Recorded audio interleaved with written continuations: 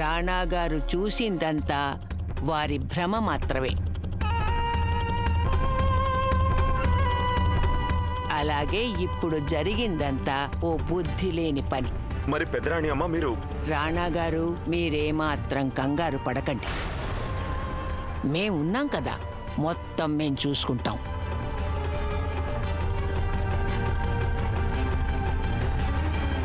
పెదరాణి అమ్మ చెప్తుంది నిజం రాణా గారు.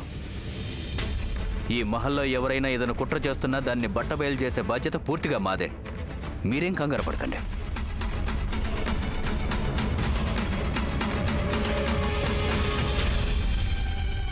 ఓ దేవుడా, రాజా సాహెబ్కు రాణికి ఏం కాకూడదు.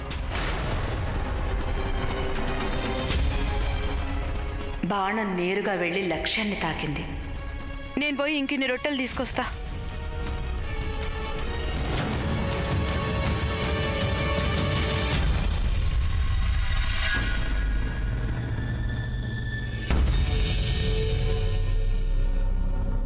రాణి గాయత్రి, మనిద్దరికి ఒక ఒప్పందం కుదిరింది. కానీ మేం మాత్రమే ఆ ఒప్పందానికి కట్టుబడి ఉంటున్నాం. మీరు లక్ష్మణ్ని స్వర్ణకి దూరం చేసేందుకు ఏమీ చేయడం లేదు. 24 గంటలు కాపలా కాయమంటారా? మీకు నేను మాట ఇచ్చాను, లక్ష్మణ్ స్వర్ణికి ఎప్పటికీ దగ్గర కాలేడు. అంతగా దగ్గరయ్యే అధికారం ఒక్క భర్తకి మాత్రమే ఉంటుంది. ఆ మాట నేను నిలుపుకుంటున్నాను.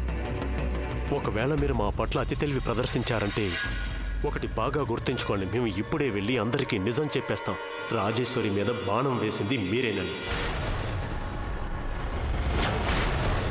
వెళ్ళి చెప్పండి. కానీ గుర్తుంచుకోండి, మీరు నా గురించి చెప్పగానే అందరికీ మీ మీద అనుమానం వస్తుంది.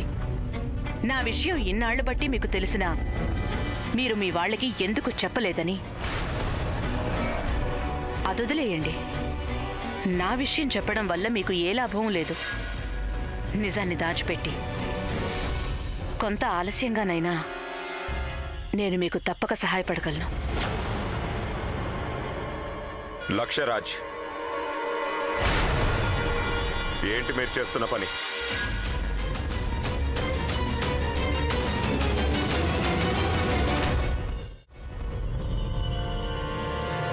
చిన్నరాజా సాహెబ్కు సమజైతలేదు, ఎట్లా పోవాలనో తెలుస్తలేదు.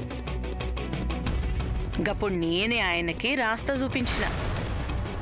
చిన్నరాజా సాహెబ్, అటు దిక్కు పోవాలి నువ్వు.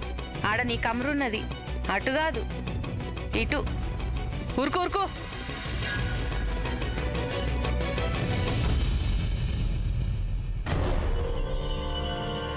ఏం కాలేదుగా? అర్రే రాజా సాహెబ్, గిస్మంటోళ్లనే పాగల్ గల్లం చేసింది గీ దేశదిమ్మరియా.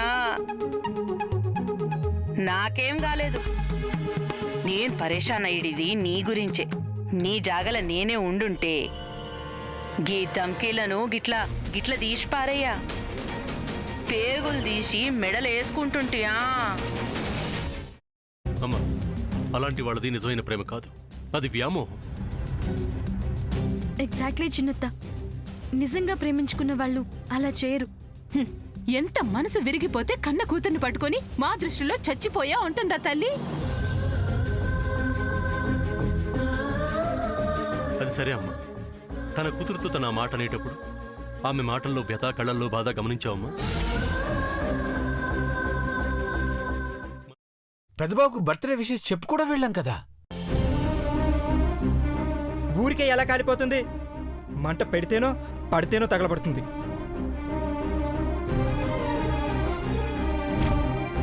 కరెక్ట్ చిన్నబాబు, నీకొచ్చినట్టే నాకు డౌట్ వచ్చింది. పార్వతే షర్టును తగలబెట్టిందనుకుంటా.